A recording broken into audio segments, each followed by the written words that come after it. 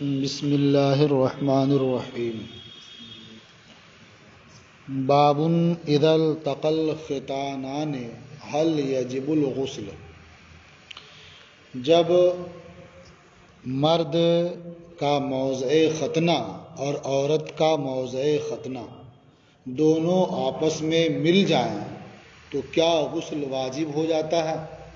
اسی تعلق سے اس باب میں احادیث نقل کی جا رہی ہیں۔ مردوں کے ختنے کے بارے میں تو آپ سب جانتے ہیں اور دیکھے بھی ہوں گے، موضع ختنہ کا بھی علم ہوگا، لیکن عورتوں کے ختنے کے بارے میں یہ آپ کو معلوم ہونا چاہیے کہ پہلے ان کا بھی ختنہ ہوتا تھا جیسے ابھی خالی مردوں کا ہوتا ہے۔ وہ پارے گوشت بڑھا ہوا ہوتا تھا، اسی کو وہ کاٹ دیتے تھے، تو اب اگرچہ نہیں ہوتا ہے لیکن وہ جگہ تو ہے۔ تو اس میں یہ کہا گیا کہ مرد کا جو موضع ختنہ ہے عورت کے موضع ختنہ سے مل جائے تو غسل واجب ہوگا یا نہیں۔ ظاہر ہے کہ یہاں ملنے سے مطلقاً مس کرنا مراد نہیں ہے، بلکہ دخول مراد ہے، یعنی غیبوبت حشفہ، یعنی اس قدر اتصال ہو کہ حشفہ غائب ہو جائے تو ایسی صورت میں غسل واجب ہو جاتا ہے۔ اخبرنا مالک حدثنا الزہری عن سعید بن المسیب، ہمیں خبر دی مالک نے، ہم سے حدیث بیان کی زہری نے، وہ روایت کرتے ہیں سعید ابن مسیب سے، ان عمر و عثمان و عائشہ کانوا یقولون، کہ حضرت عمر، حضرت عثمان اور حضرت عائشہ رضی اللہ تعالی عنہم یہ فرماتے تھے، اذا مس الختان الختانہ، جب ختان ختان سے مل جائے، یعنی مرد کا موضع ختنہ عورت کے موضع ختنہ سے مل جائے، فقد وجب الغسل، تو غسل واجب ہو گیا۔ تو یہاں ملنے سے مراد وہی ہے کہ اتصال اس درجہ ہو کہ غیبوبت حشفہ ثابت ہو جائے۔ اخبرنا مالک، ہمیں خبر دی مالک نے، اخبرنا ابو النضر مولا عمر بن عبید اللہ عن ابی سلمۃ بن عبد الرحمن، ہمیں خبر دی مالک نے، ہمیں خبر دی عمر ابن عبید اللہ کے آزاد کردہ ابو النضر نے، وہ روایت کرتے ہیں ابو سلمہ ابن عبد الرحمن سے، انہ سأل عائشہ، کہ ابو سلمہ ابن عبد الرحمن نے ام المومنین حضرت عائشہ رضی اللہ تعالی عنہا سے پوچھا، کیا پوچھا؟ ما یوجب الغسل، کیا چیز موجب غسل ہے؟ جس وقت انہوں نے سوال کیا تھا اس وقت نابالغ تھے، چھوٹے تھے، تو ظاہر بات ہے یہ مسئلہ تو بالغ لوگوں سے متعلق ہے اور یہ نابالغ تھے، تو انہوں نے جب پوچھا کہ ما یوجب الغسل، کیا چیز موجب غسل ہے، فقالت، تو ام المومنین نے فرمایا، اتدری ما مثلک، کیا تمہیں پتہ ہے تمہاری کہاوت کیا ہے؟ کیا تم جانتے ہو تمہاری مثال کیا ہے؟ تو گویا انہوں نے کہا کہ نہیں معلوم۔ تو ام المومنین نے فرمایا کہ مثل الفروج یسمع الدیکۃ تصرخ فیصرخ معها، یعنی جب ام المومنین نے فرمایا ابو سلمہ کیا تمہیں معلوم ہے کہ تمہاری کہاوت کیا، تمہاری مثال کیا ہے؟ جب انہوں نے نہیں کہا یا خاموش رہے ہوں گے تو انہوں نے خود ہی فرمایا کہ تمہاری مثال چوزے کی مثال ہے۔ جانتے ہیں چوزا کسے کہتے ہیں؟ ہاں، مرغی کا چھوٹا سا بچہ ہوتا ہے نا، اسے چوزا کہتے ہیں۔ تو اسی کے لیے کہا فروج، اور فروج فا پر زبر بھی پڑھ سکتے ہیں اور پیش بھی، نیچے دیا ہوا ہے نا کہ یہ تنور کی طرح سے ہے یا سبوح کی طرح سے ہے، سمجھے نا؟ تو فا پر پیش بھی اور زبر بھی جو چاہے پڑھ سکتے ہیں۔ تو تمہاری مثال کس کی طرح سے ہے؟ چوزے کی طرح سے ہے۔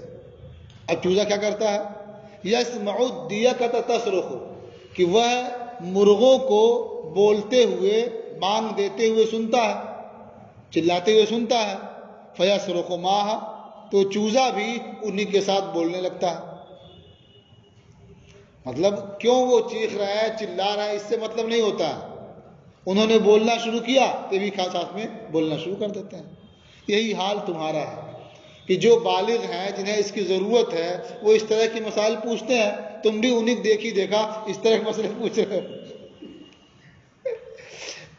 تو اس طرح سے انہوں نے بتایا، پھر مسئلے کا جو جواب تھا وہ بعد میں بتایا اذا جاوزت الختان الختان فقد وجب الغسل، کہ جب مرد کا موضع ختنہ عورت کے موضع ختنہ سے تجاوز کر جائے، جب موضع ختنہ آگے بڑھے گا حشفہ غائب ہو جائے گا، حشفہ کہتے ہیں اسی حصے کو جہاں سے ختنہ کرتے ہیں، فقد وجب الغسل، تو غسل واجب ہو گیا۔ تو اب مسئلہ بتا دیا بعد میں نا، تو پہلے سمجھایا کہ تمہاری مثال اسی جیسی ہے کہ بغیر سمجھے جو بولتے رہتے ہیں وہ ساتھ دینے لگتے ہیں چوزے بھی۔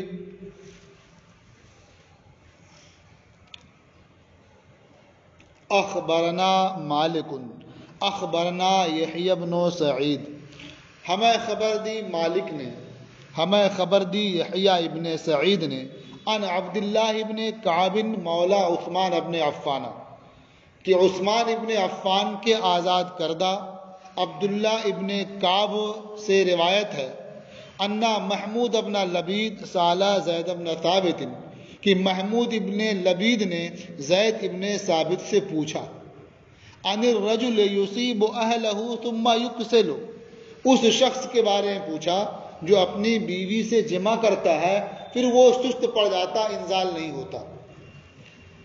ظاہر بات انزال ہوا نہیں، یعنی منی کا خروج نہیں ہوا، اس سے پہلے وہ سست پڑ گیا تو غسل واجب ہو گیا نہیں؟ فقال زید بن ثابت یغتسل، تو زید ابن ثابت نے فرمایا کہ وہ غسل کرے۔ فقال له محمود ابن لبید، تو محمود ابن لبید نے زید ابن ثابت سے کہا فإن ابی ابن کعب لا یری الغسل، کہ ابی ابن کعب اس صورت میں غسل نہیں سمجھتے ہیں، وہ ان کے نزدیک غسل واجب نہیں ہوتا اس صورت میں جب انزال نہ ہو، کیونکہ حدیث شریف میں ہے کہ الماء من الماء، پڑھ لیا ہوگا آپ لوگوں نے، الماء من الماء یعنی پانی پانی سے واجب ہوتا ہے، مطلب غسل کرنا یہ منی کے خروج سے واجب ہوتا ہے، تو منی بھی پانی ہے اور جس سے آپ نہائیں گے وہ بھی پانی ہے، تو الماء من الماء یعنی غسل کرنا یہ منی کے خروج سے ہوتا ہے، تو یہاں جب منی کا خروج نہیں ہوا تو غسل واجب نہیں ہوگا۔ فقال زید بن ثابت، تو حضرت زید ابن ثابت نے فرمایا نزعا قبل ان یموتا، یعنی ابی ابن کعب دنیا سے رخصت ہونے سے پہلے انہوں نے رجوع کر لیا، یعنی پہلے سمجھتے تھے کہ انزال نہ ہو تو غسل واجب نہیں ہوگا، لیکن اس سے انہوں نے رجوع کر لیا، اور وہ بھی یہی کہتے تھے آخر میں کہ غسل واجب ہو جائے گا۔ تو اگر مرد نے اپنی بیوی سے جمع کیا اور اس قدر ادخال ہوا کہ حشفہ اس کا غائب ہو گیا، تو اب انزال ہو یا نہ ہو بہر دو صورت غسل واجب ہو جائے گا۔ اب آپ سوچتے ہوں گے تو اس کا جواب کیا ہوگا، الماء من الماء، الماء من الماء، تو اس کا جواب بھی یہی ہے کہ دوسری احادیث سے یہ بات واضح ہے کہ مطلقاً پانی سے پانی نہیں ہے، جیسے وہاں ایک پانی سے آپ نے کیا مراد لیا، منی، تو جو مطلق ماء ہے اس سے الگ مراد لیا نا، مطلق ماء میں پیشاب بھی ہے، مزی بھی ہے، ودی بھی ہے، منی بھی ہے، تو آپ نے کیسے خاص کیا ایک کو کہ منی کے خروج سے غسل ہوگا، تو دوسرے دن سے خاص کیا آپ نے اسے نا۔ تو ایسے ہی دوسری احادیث سے یہ جو الماء ہے یہ بھی خاص ہے، یہ کب ہوگا، جبکہ غیبوبت حشفہ ہو، تو اب غیبوبت حشفہ یہ دوسرے ماء کے قائم مقام ہو جاتا ہے۔ یہ کیسے قائم مقام ہو جاتا ہے کہ اب آلہ یہ غائب ہے، خروج ہوا منی کا یا نہیں، کبھی کبھی ایسا ہو سکتا ہے کہ اس کا احساس نہ ہو، اگر باہر خروج ہو تو اس کا اثر تو معلوم ہوگا، اندر خروج ہوا پتہ ہی نہیں چلے گا، تو اس لیے غیبوبت حشفہ ہی کو اس کے قائم مقام مان لیا گیا انزال کے، تو حشفہ غائب ہو گیا تو یہ مان لیا گیا کہ انزال ہو گیا، غسل واجب ہو گیا۔ تو غسل واجب ہے ماں سے اب یا تو ما صراحتاً معلوم ہو یا کوئی چیز اس کے قائم مقام ہو. یہ ایسے ہی ہے جیسے آپ پڑھتے ہیں کوئی آدمی سو گیا تو غسل واجب ہے، وضو واجب ہوگا کہ نہیں؟ تو کیا سونا یہ موجب غسل ہے؟ نیند خود ہے یہ موجب غسل ہے، موجب وضو ہے؟ نہیں ہے. حدث ہو تب وضو واجب ہوتا ہے نا، حدث تو ہوا نہیں، لیکن نیند ہی کو اس کے قائم مقام کیوں مان لیا گیا؟ اس لیے کہ جب آدمی سو جاتا ہے تو اس کے جوڑ ڈھیلے پڑ جاتے ہیں. کتنی بار ریاح کا خروج ہوا ہوگا یہ پتہ بھی نہیں چلے گا آدمی کو، تو اس لیے نیند ہی کو اس کے قائم مقام مان لیا گیا. سو لیے گئے تو یہ مان لیا گیا کہ ریاح کا خروج ہوا ہوگا اور غسل واجب ہوگا. وضو کیا ہے؟ آپ کے ذمہ لازم ہو گیا. جیسے وہاں اس سبب ہی کو اس کے قائم مقام مان لیا گیا نا، ایسے ہی باب غسل میں بھی غیبوبت حشفہ کو انزال کے قائم مقام مان لیا گیا.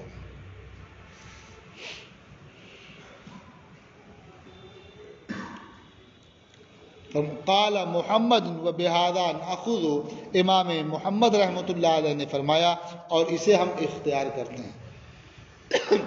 اذا التقى الختانان، جب دونوں موضع ختنہ باہم مل جائیں، وہ توارت الحشفہ اور حشفہ غائب ہو جائے، وجب الغسل انزل او لم ينزل، تو غسل واجب ہو جائے گا انزال ہو یا نہ ہو. وهو قول ابی حنیفہ رحمہ اللہ، اور یہ امام اعظم ابو حنیفہ رحمۃ اللہ علیہ کا قول ہے. یہ باب ختم ہوا. دوسرا باب، باب الرجل ینام هل ينقض ذلك وضوءه. یہ باب ہے کہ مرد سوئے تو کیا یہ سو جانا اس کے وضو کو توڑ دے گا، یعنی یہ سونا ناقض وضو ہوگا. تو یہاں مرد کا ذکر ہے، یہ اتفاقاً ہے، ورنہ عورت کا بھی حکم یہی ہے کہ مرد سوئے یا عورت سوئے، اگر وہ لیٹ کر کے سو جائے یا گہری نیند سو جائے جس میں استرخاء مفاصل ہو جاتے ہیں تو وہ ناقض وضو ہے. یہ مان لیا جائے گا کہ اس کا وضو ٹوٹ گیا، اب اس پر وضو کرنا ضروری ہوگا. تو جس طرح سے یہاں باب وضو میں نیند کو قائم مقام مان لیا گیا، اسی طرح سے باب غسل میں غیبوبت حشفہ کو انزال کے قائم مقام مان لیا گیا. اخبرنا مالک اخبرنا زید بن اسلم، ہمیں خبر دی مالک نے، ہمیں خبر دی زید ابن اسلم نے، انہوں نے فرمایا اذا نام احدکم وہو مضطجع، جب تم میں سے کوئی سو جائے اور وہ لیٹ کر سوئے، وہو مضطجع، اور وہ لیٹ کر کے سو رہا ہو، فلیتوضا، تو وہ وضو کرے. تو اس سے یہ معلوم ہو کہ لیٹ کر نہ سوئے. کوئی کھڑے کھڑے سو جائے تو یہ سونا ناقض وضو نہیں ہوگا. کیوں؟ اس لیے آدمی کھڑا ہے اور سو رہا ہے تو اس کا مطلب یہ ہوا کہ اس کے اعضاء بالکل ڈھیلے نہیں پڑے ہیں. ایک دم ڈھیلے پڑ گئے تو گر جاتا ہو، تو اس کا صحیح سالم کھڑا رہنا ہی اس بات کی دلیل ہے کہ ایک دم نہیں سویا ہے، کچھ ابھی احساس ہے، اس لیے وہ حدث کے قائم مقام نہیں ہے، تو وضو لازم نہیں ہوتا ہے. آدمی رکوع میں گیا سو گیا، بہت ایسا ہوتا ہے فجر میں یا تراویح میں جو ہے لوگ رکوع میں سو گئے، کبھی کبھی لوگ سجدے میں چلے گئے وہ سوئے ہی رہ گئے، یا سجدے میں گئے سو گئے لوگ کھڑے ہو گئے، کیونکہ دیکھتے بھی ہوں گے آپ لوگ. تو اس طرح سویا تو یہ ناقض وضو نہیں ہوگا، اس لیے کہ اس میں ایک دم جوڑ ڈھیلے نہیں پڑتے ہیں. ایک دم ڈھیلے پڑتے تو گر جاتے فوراً، سمجھ رہے نا. تو جہاں اس طرح سے سوئیں کہ اس کے اعضاء کے جوڑ ڈھیلے پڑ جائیں، استرخاء مفاصل ہو، تو وہاں وہ ناقض وضو مانا جائے گا. اور جہاں اس طرح نہ سوئے تو وہاں سونا ناقض وضو نہیں ہوگا. اسی لیے کہا وہ مستجع، لیٹ کر سوئے ایک دم بے خبر ہوتا آدمی. اخبرنا مالک اخبرنی نافع، ہمیں خبر دی مالک نے، مجھے خبر دی نافع نے، عن ابن عمر، کوئی ابن عمر سے روایت کرتے ہیں، انہو کانا ینام وہو قائد، کہ وہ سوتے تھے اس حال میں کہ بیٹھے ہوتے تھے، فلا یتوضا، تو وضو نہیں کرتے تھے. تو سمجھ میں اس سے آیا کہ بیٹھ کے سوئے تو اس سے وضو نہیں ہوگا. قال محمد وبقول ابن عمر فی الوجہین جمیعا ناخذ، ہم ابن عمر کے قول کو اختیار کرتے ہیں دونوں صورتوں میں، اور یہی امام اعظم ابو حنیفہ رحمۃ اللہ علیہ کا قول ہے. یعنی اگر بیٹھ کر کے سوئے تو ناقض وضو نہیں ہوگا سونا، اور اگر لیٹ کر کے سوئے تو یہ سونا ناقض وضو ہے. بات سمجھ آ گئی؟ یہ باب بھی ختم ہو گیا. تو اصل نیند یہ ناقض وضو نہیں ہوتی ہے، یہ حدث کے قائم مقام ہے، اس لیے ناقض وضو اسی کو کہہ دیا جاتا ہے. باب المرأۃ تری فی منامها ما یری الرجل. باب ہے کہ عورت اپنے خواب میں وہ دیکھے جو مرد خواب میں دیکھتا ہے. کبھی کبھی مرد سو رہا ہوتا ہے، خواب میں کچھ اس طرح دیکھتا ہے کہ انزال ہو جاتا ہے، منی کا خروج ہو جاتا ہے، اسے نہانے کی ضرورت پڑ جاتی ہے. تو جس طرح سے مرد خواب میں یہ سب دیکھتا ہے، اگر عورت بھی دیکھے تو کیا اس پر غسل واجب ہوگا؟ اس باب میں اسی سے متعلق حدیث بیان کی جا رہی ہے. اخبرنا مالک، ہمیں خبر دی مالک نے. اخبرنا ابن شہاب عن عروۃ بن الزبیر، ہمیں خبر دی ابن شہاب نے، وہ روایت کرتے ہیں عروہ ابن زبیر سے، ان ام سلیم قالت لرسول اللہ صلی اللہ علیہ وسلم یا رسول اللہ المرأۃ تری فی المنام مثل ما یری الرجل اتغتسل. عروہ ابن زبیر سے مروی ہے کہ ام سلیم رضی اللہ تعالی عنہا نے اللہ کے رسول صلی اللہ تعالی علیہ وسلم سے عرض کیا، اے اللہ کے رسول، عورت خواب میں وہ اس کے مثل دیکھے جو مرد خواب میں دیکھتا ہے تو کیا وہ غسل کرے؟ فقال رسول اللہ صلی اللہ علیہ وسلم نعم فلتغتسل. اللہ کے رسول صلی اللہ تعالی علیہ وسلم نے ارشاد فرمایا، ہاں، جب عورت اسی طرح دیکھے اور پانی کا اثر اس معلوم ہو تو وہ غسل کرے.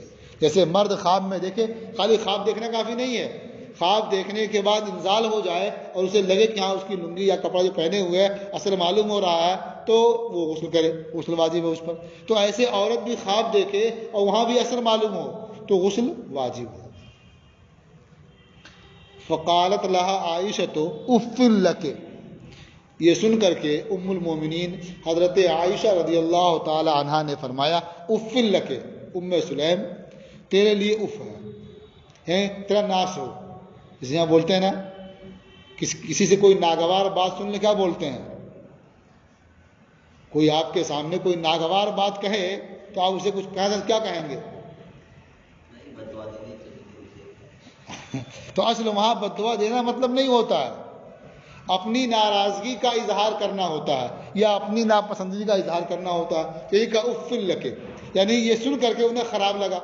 کیوں خراب لگا؟ امہات المومنین اس سے پاک ہیں. چونکہ آدمی جو خواب میں دیکھتا ہے اس طرح کی چیزیں جس سے انزال ہو جائے تو یہ شیطان کا اثر ہوتا ہے. وہ شیطان ہی کسی خاتون کی شکل میں آ جاتا ہے اس کے سامنے اور اس کے بعد وہ خواب میں دیکھتا ہے اور انزال کی نوبت آ جاتی ہے، تو شیطان کا اس میں اثر ہوتا ہے. تو جس طرح انبیاء کرام اس سے محفوظ ہوتے ہیں اسی طرح سے امہات المومنین بھی اس سے محفوظ ہوتی ہیں. تو ام المومنین کو خیال یہ تھا کہ عورتیں سب دیکھتی ہی نہیں ہیں، کبھی دیکھا ہی نہیں انہوں نے. جب انہوں نے اس طرح کی بات کی عورتوں کے تعلق سے انہیں بڑا خراب لگا، تو اسی لیے کہا اف لک. اور ظاہر بھی کر دیا، حل تری ذالک المرأۃ، کیا یہ سب عورت بھی دیکھتی ہے؟ حل تری ذالک المرأۃ، ذالکہ نہیں ذالکے ہے، سن رہے نا؟ حل تری ذالک المرأۃ، کیا یہ عورت بھی دیکھتی ہے؟ قالا، تو یہ ایک نشان لگا ہوا ہے نا، یہ ہے قالت.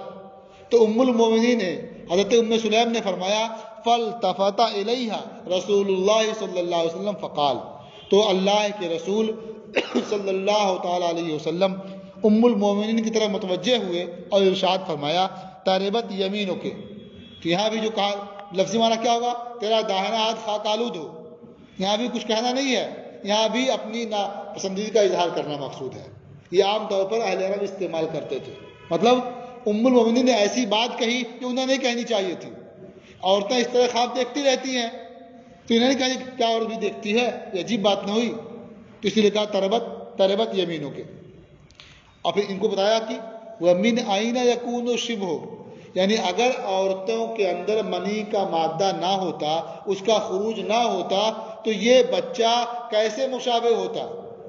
من اینا یکون شبہ، کہاں سے مشابہت ہوتی ہے؟ مطلب آپ دیکھتے ہوں گے بچہ جو پیدا ہوتا ہے کئی باپ کی طرح سے ہوتا ہے، کئی ماں کی طرح سے ہوتا ہے، تو اگر ماں کے اندر بھی یہ مادہ نہ ہوتا تو یہ اس کے مشابہ کیسے ہوتا کبھی؟ تو جب ماں کے اندر یہ مادہ موجود ہے، جماع کے وقت اس کا خروج ہوتا ہے تو خواب میں بھی اس کا خروج ہو سکتا ہے۔ اس سے انہوں نے ان کو بتایا کہ عورتیں بھی اس طرح کا خواب دیکھ سکتی ہیں، خواب میں بھی منی کا انزال ہو سکتا ہے، اس لیے حیرت کرنے کی کوئی بات نہیں ہے۔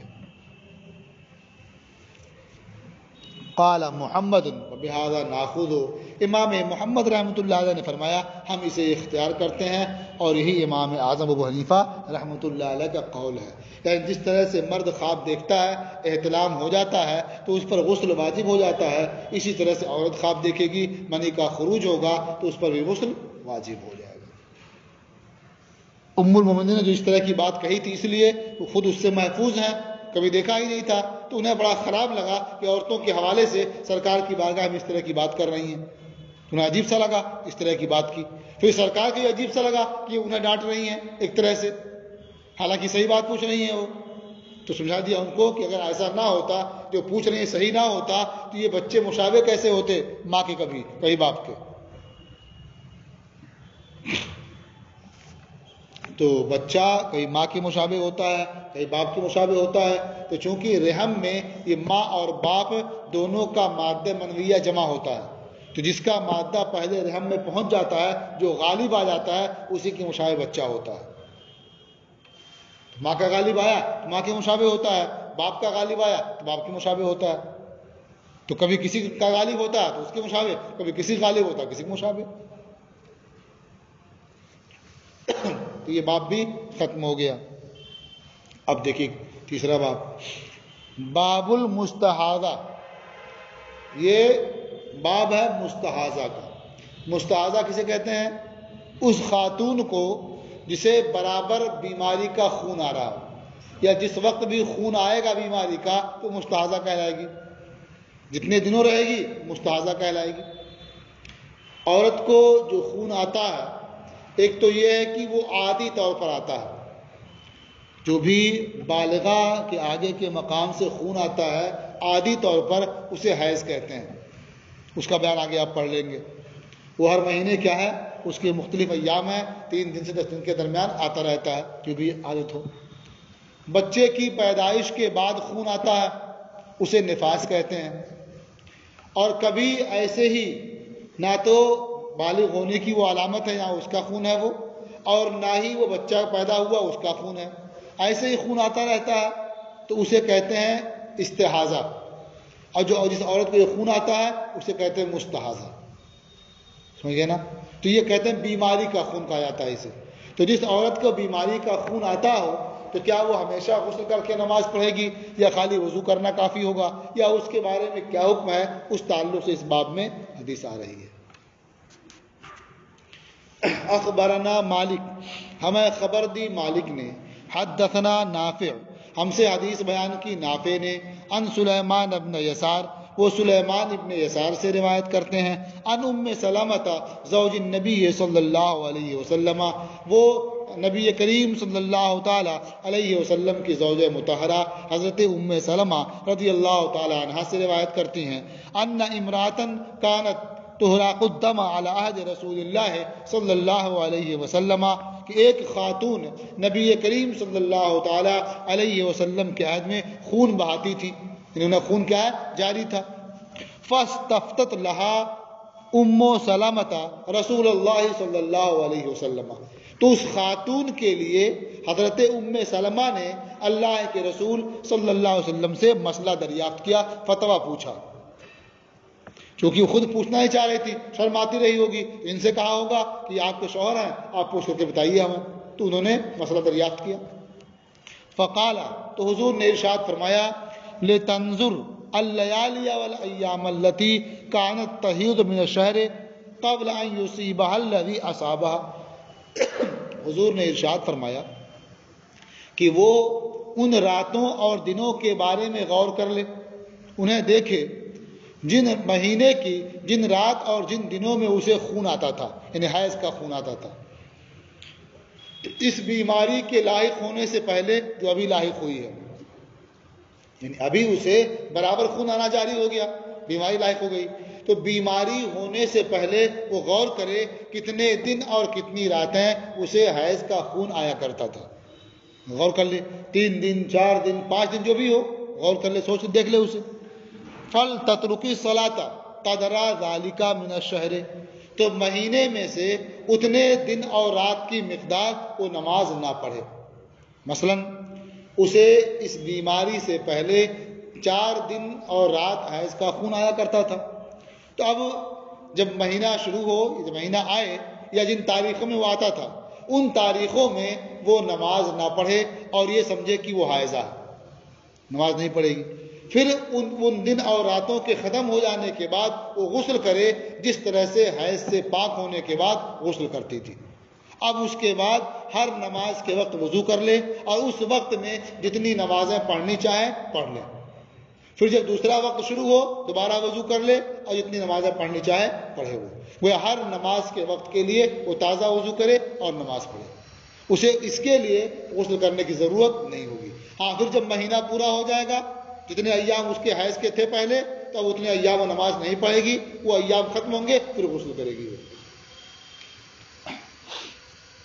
فل تترکی صلاۃ قدر ذالک من الشہر، تو ہر ماہ ان دنوں کی مقدار وہ نماز ترک کر دے۔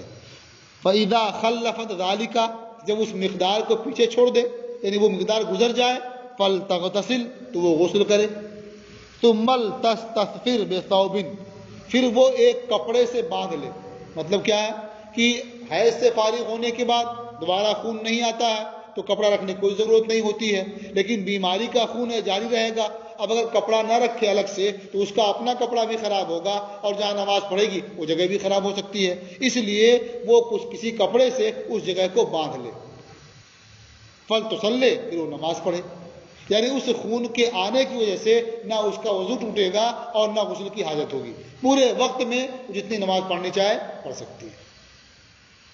قال محمد و بہذا ناخذ، امام محمد رحمۃ اللہ علیہ نے فرمایا کہ ہم اسے اختیار کرتے ہیں۔ وہ تتوضأ لوقت کل صلاۃ، ہر نماز کے وقت کے لیے وضو کرے گی، وہ تصلی الی الوقت الآخر، اور دوسرے وقت تک وہ نماز پڑھتی رہے گی، جتنا پڑھنا ہو اسے، دن بھر پورے وقت میں پڑھنا چاہتی ہے پڑھتی رہے، اس سے وضو نہیں ٹوٹے گا اس کا۔ وَإِنْ سَالَ دَمُهَا، اگرچہ اس کا خون بہے، وَهُوَ قَوْلُ أَبِي حَنِيفَةَ رحمہ اللہ، اور یہ قول ہے امام اعظم ابو حنیفہ رحمۃ اللہ علیہ۔ اخبرنا مالک اخبرنا سمیج مولا ابی بکر بن عبد الرحمن، ہمیں خبر دی مالک نے، ہمیں خبر دی سمی نے جو ابو بکر بن عبد الرحمن کے آزاد کردہ ہیں۔ کیا خبر دی؟ ان القعقاع بن حکیم، یہ انا چھوٹ گیا نسخے میں، نا استاد کے نسخے میں ہو انا ہے نہیں ہے، انا یہاں ہونا چاہیے۔ ان القعقاع بن حکیم وزید بن اسلم ارسلاه الى سعید بن المسیب یسألہ عن المستحاضہ، کہ قعقاع ابن حکیم اور زید ابن اسلم ان دونوں نے انہیں یعنی سمی کو سعید ابن مسیب کے پاس بھیجا، کس لیے؟ یسألہ عن المستحاضہ، کہ وہ حضرت سعید ابن مسیب سے مستحاضہ عورت کے بارے میں مسئلہ دریافت کریں۔ کیفا تغتسل، کہ وہ کیسے غسل کرے اور کب غسل کرے۔ فقال سعید، تو حضرت سعید ابن مسیب نے فرمایا تغتسل من طہر الی طہر، وہ طہر سے طہر تک کے لیے غسل کرے گی۔ مطلب جب حیض کا زمانہ تھا معلوم اور معہود، جب وہ ختم ہو جائے تو غسل کر لے گی۔ کب تک چلے گا یہ غسل؟ مطلب طہر سے طہر تک کے لیے، تو اب وہ پھر حیضہ ہو جائے، حیض کا زمانہ آ جائے اس وقت تک یہ کام کرے گا، پھر جب وہ ختم ہو زمانہ پھر غسل کر لے تو وہ ہر مہینے میں ایک بار غسل کرے گی اس کی وجہ سے۔ ہاں اور نہانا چاہے تو نہا سکتی، کوئی بات نہیں۔ تو ایک طہر سے دوسرے طہر تک کے لیے وہ غسل کرے گی۔ وہ تتوضأ لکل صلاۃ، اور ہر نماز کے لیے وضو کرے گی، غسل ایک بار کرے گی، اب ایسا نہیں کہ ایک دم جاری ہر دم وضو کرنا پڑے. اب نماز کا وقت آیا گا دوسرا, وضو کر لے گی, نماز پڑھتی رہے گی. تیسرا وقت آیا, پھر وضو کر لے گی, نماز پڑھتی رہے گی. فَإِنْ غَلَبَهَا الدَّمُ, تو اگر خون اس پر غالب ہو, یعنی بہت زیادہ آ رہا ہو, استغفرت بثوب, تو کپڑے سے باندھ لے. قال محمد تغتسل اذا مضت ایام اقرائها, امام محمد رحمۃ اللہ علیہ نے فرمایا کہ مستحاضہ غسل کرے گی جب اس کے حیض کے ایام ختم ہو جائیں. تو حیض تو اس زمانے میں معلوم نہیں ہو رہا, یعنی پہلے جو ایام تھے اس کے, جب حیض کے ایام ختم ہو جائیں پھر وہ وضو کرے گی ہر نماز کے لیے, وہ تصلی, اور نماز پڑھے گی. حتیٰ تأتیہا ایام اقرائہا, یہاں تک کہ پھر اس کے حیض کے ایام آ جائیں. فتدعو الصلاۃ, پھر جب وہ ایام آ جائیں گے تو نماز چھوڑ دے گی. فإذا مضت اغتسلت, پھر جو ایام گزر جائیں گے پھر غسل کر لے گی, ایک غسل کرنا, ایک بار پھر کر لے گی. ثم توضأت لكل وقت صلاۃ, پھر وہ ہر نماز کے وقت کے لیے وضو کرے گی. وہ تصلی, اور نماز پڑھے گی. حتیٰ يدخل الوقت الآخر, یہاں تک کہ دوسرا وقت آ جائے. ما دامت تردما, یہ کب تک رہے گا یہ معاملہ اس کا, جب تک وہ خون دیکھتی رہے, جب تک مستحاضہ رہے, جب تک اس کے لیے یہ حکم ہے. اور بیماری ختم ہو جائے, خون آنا بند ہو جائے, پہلے کی طرح حکم ہو جائے گا. یہ حیض کا زمانہ ہوگا, حیض کا خون آئے گا تو وہ نماز نہیں پڑھے گی, حیض سے پاک ہوگی, غسل کرے گی. وہو قول ابی حنیفہ رحمہ اللہ, اور یہی قول امام اعظم ابو حنیفہ رحمۃ اللہ علیہ کا ہے. والعامۃ من فقہائنا, اور ہمارے عام فقہا کا یہی قول ہے. اخبرنا مالک اخبرنا ہشام ابن عروہ عن ابی, ہمیں خبر دی مالک نے, ہمیں خبر دی ہشام ابن عروہ نے, وہ اپنے والد عروہ سے روایت کرتے ہیں. قال, انہوں نے فرمایا, لیس علی المستحاضۃ ان تغتسل الا غسلا واحدا, مستحاضہ پر لازم نہیں ہے کہ وہ غسل کرے مگر ایک غسل. مطلب مستحاضہ کے لیے ہر نماز کے وقت غسل نہیں کرنا ہے, بس ایک غسل کرنا ہے. کب؟ جب وہ اپنے حیض کے زمانے سے فارغ ہو جائے, ایام گزر جائیں تب. ثم تتوضأ بعد ذلك للصلاۃ, پھر اس کے بعد وہ نماز کے لیے صرف وضو کرے گی, غسل نہیں کرے گی. تو اس سے ایک صاف سمجھ میں آ گیا کہ مستحاضہ کا یہ حکم ہے. اور باقی اس کے بعد حیض کے جو مختلف رنگ ہوتے ہیں, اس کے خون کے اور اس کی صورتیں ہوتی ہیں, اس کے آگے باب میں آپ پڑھیں گے انشاءاللہ.